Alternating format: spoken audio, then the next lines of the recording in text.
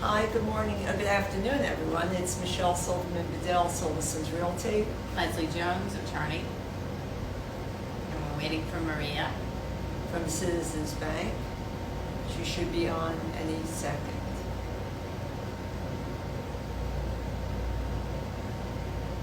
Today we are going to be speaking about buying and selling property, getting the process. I believe Maria should be on any moment. Okay, so let's start. And here's Maria. Yes. How are you? I'm well. How are you ladies? Good, good, all good. All right, so today we're going to be speaking about buying and selling properties simultaneously and the pros and cons and the issues that arise out of the process. So, Leslie, you want to start? So from a standpoint of organization, it definitely is stressful. Most people prefer to sell before buying so they can take the proceeds and put it into the next deal. Right, Logistically, if it's an overnight type of transaction where you have to need the funds from one to the next, you got to make sure it's liquid, either in a wire or do it a few days before so that you have the money clear in your account. right, Most of the time, as an attorney, I have the funds come into my account. I'll hold them, and then we'll do the next transaction. You want to make sure all those fees are deducted, and you know what you're paying on the next one. When I've had many occasions where it's people are going out of state. We have to wire the money to some other state, and that becomes a little more complicated too, because you want to get the funds to this other attorney and you don't know anything about that transaction. So it's sort of like coordinating with counsel from another state to get everything in order. So that always is a Right. difficult thing. And as a bank, when the bank attorney is involved, you also need the bank attorney to be willing to cooperate. Some will, some won't, with wires and things like that, so Right. that money's liquid. So logistically, it can be very stressful, but most people prefer to sell before buying. Right. I do have occasions, like even this week, where people are buying first so they can renovate and do whatever if they have the cash to do it, and then sell a few weeks later. Of course, that's easier, but financially, it's difficult. I think from a real estate perspective, I mean, from a realtor's perspective, or from a buyer's perspective, it's much better in many ways, in many cases, to buy or to sell before you buy, right? Because you know how much funds you have, you know how much you really could spend, and it's less stressful if you're buying under that situation. There's no stress. You can take your time. You could really look around to see what you want. Once you've sold your property, your options sometimes are more difficult, especially in a tight market, right? So when you sell your home and maybe you have nowhere else to go, you may have to rent, so it could be a double move. So you really have to think of the logistics. I also want to say that when you're buying and selling, or selling and buying, you really, especially if you're buying in two different areas, right? You really have to know the market. So if you're selling up north and buying in the Carolinas or Florida or Arizona or somewhere else, you really have to know the market, right? Is it a seller's market? Is it a buyer's market? So you'd have to be able to negotiate appropriately. And also and you have to deal with two different real estate brokers unless you're buying it privately. If you're buying within the same location, the same geographic area, at least you could use the same realtor. It makes it a lot easier. That realtor can really help prep your home for sale early on, so it's not done last minute, right? You should know, you should be able to make any necessary repairs, stage it appropriately, and develop appropriate curb appeal.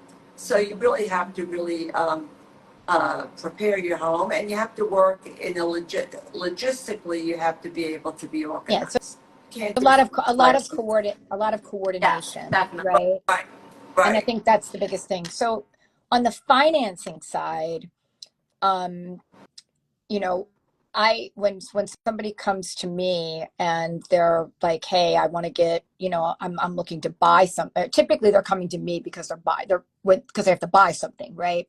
right, So But maybe they are all, and when they already own their home, I'm always asking, the first question I'm always asking is, what are you doing with the home that you're in now? Is your intention to sell it? Um, Number one, I'm always going to look to see if I can approve somebody for a loan without them having to close on the sale of their home, right? Yeah. Because oftentimes, especially in our market up here, and like you mentioned, there might be different markets that are more buyers markets, what have you. Um, the offer, if it's contingent upon the sale of their home, it might not get accepted by another seller, right? Because maybe there's multiple offers and somebody else is coming in that doesn't have to sell their home first. So we're always looking first to see if we can qualify you carrying both properties, right? Even if we know it's going to be a short-term proposition. Um, but there are times, right, when that's not possible. Or, so this is such a great topic today because I spent the morning with a new client who is selling his townhouse in Brooklyn. He already has an offer on it. It's out for contracts. He wants to buy another townhome that's like 5 doors down, that's a little bit bigger. And he's made an offer on that and they're working on contracts. And he's using the same real estate agent. But even with all of that, most likely don't think that he's going to be able to close on his home, have the proceeds, and close on the other home. Like, he still felt like in order to even get the offer approved on the new property that he needed to go in and say, hey, I can buy this without selling my home. And so then we start talking about, all right, well, look, here's the financing package that you're going to need to buy the home. And maybe you're going to need a bigger mortgage. And then after you sell your home, you can take the proceeds from that, pay down the mortgage. We can recast the mortgage so that you now have a lower payment without having to go through the whole process of, applying for another loan and refinancing. So I always say to somebody that's in this scenario, when you're working with a lender, make sure that, ask the question, are you a lender that will allow me to recast my mortgage? Because that's going to be a really important thing for them to be able to do so that they can take advantage of, being able to have a lower payment after their other house closes.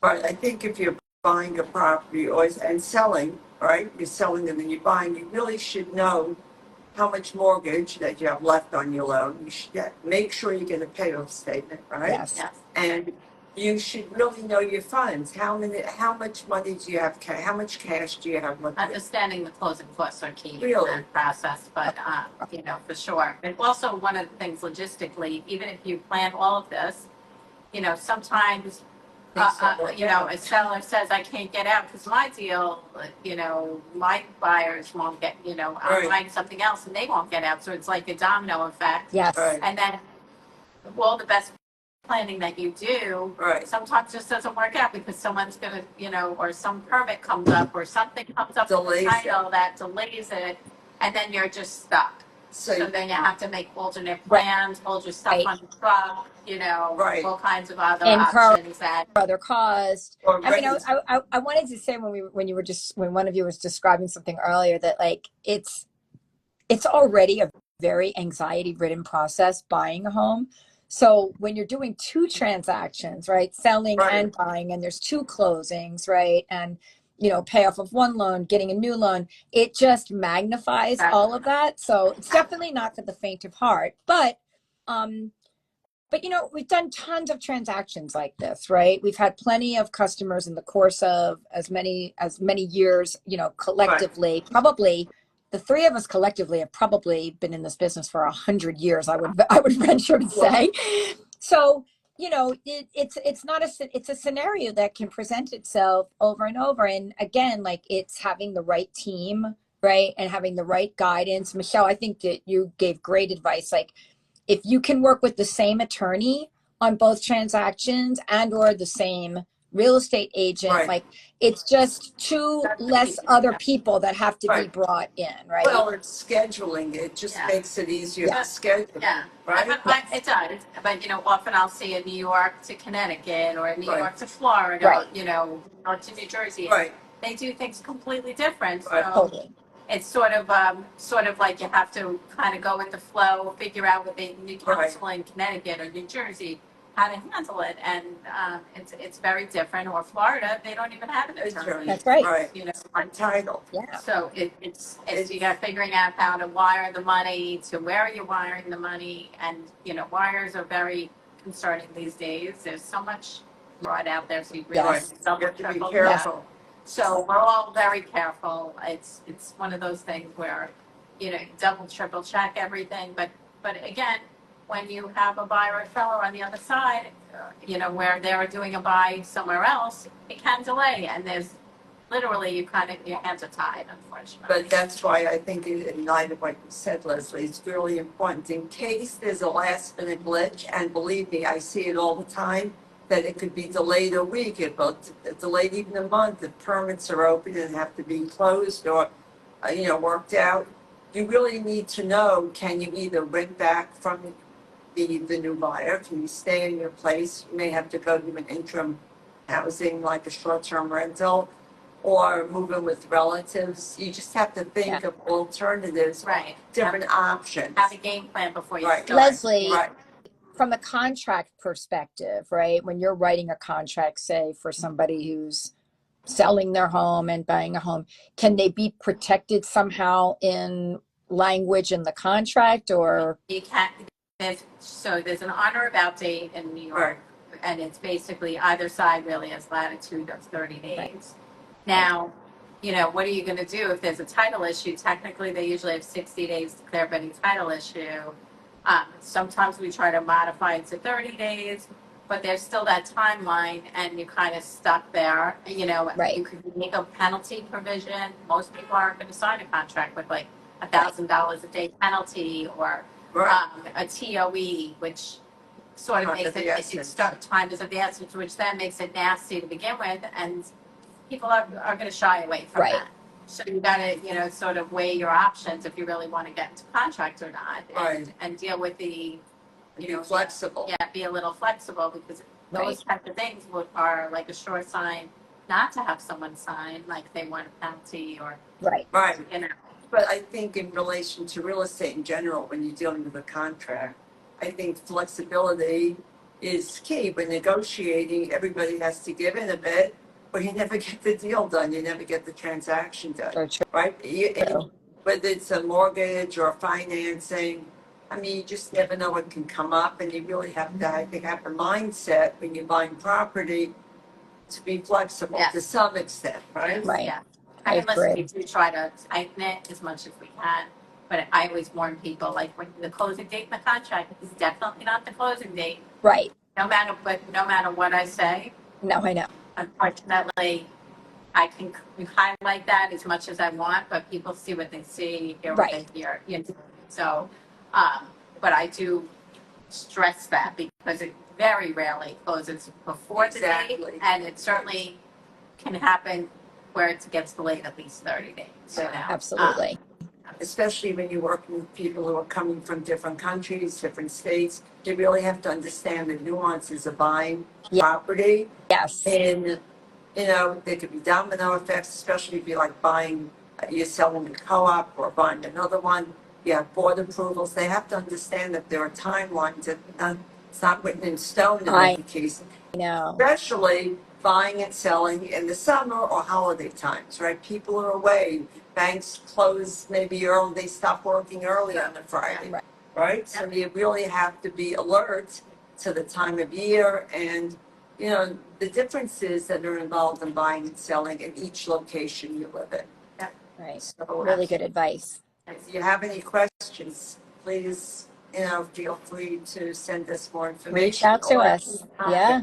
Reach out anytime. This is a good topic, because it's a hotbed of stress. It really is. We don't want it to be stressful. Yes. Anyway, Well, have a great guys. week, everyone. Yes, you And Be well. Bye-bye. all right, take care. Bye bye.